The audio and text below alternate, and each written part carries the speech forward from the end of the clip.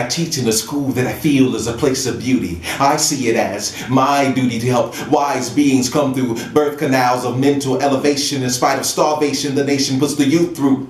Because even with their parents working 2 jobs, nearly 50% of my kids are on free lunch when all they really want is free minds. And that was the irony of legislations like No Child Left Behind, changed standards so that banners could be lifted and more politicians could say, look what we did for the disenfranchised. Gave them more words, more promises, and more photo ops. When funds for education are siphoned from our nation, what happens to children seeking truth and inspiration? And some may think that I don't teach in a place of suburbanite or urbanite high class glory, because working class, Section 8 and immigrants tell half my children's story. But no, this piece is not about victim mentality conditions, and all of the educational and political pundits are entitled to their opinions. And I would be remiss if I failed to mention that some of my students should pay more attention and listen and be on time and stop ending up in juvenile detention. But I'm on the front line in this war for their minds, and until those on the sidelines step into a room and walk in my shoes and see how the hearts of these children get steadily consumed by consumerism, classism, racism, sexism, I respectfully ask that they stop with this ivory tower criticism and start putting their hearts in their hands to use, and start throwing more dollars at buildings, at schools where these children they crucify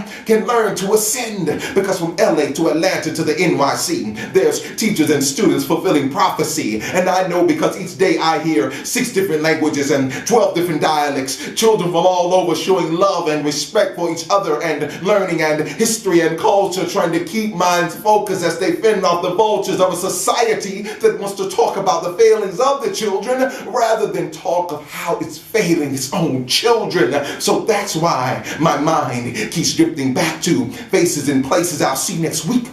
Because in 5th aisle, 4th row, 3rd seat, I'll see Brandon, LaShonda, Hasim, and Cassandra, Kathy, Tron, and Patrice. And I pray they'll be dreaming themselves and seeing themselves as enlightened souls who can be themselves in ways this world cannot seem to fathom. Because from LA to Atlanta to the NYC, children like these will fulfill prophecy. If from LA to Atlanta to the NYC, ones like we stand up and help them fulfill their dreams.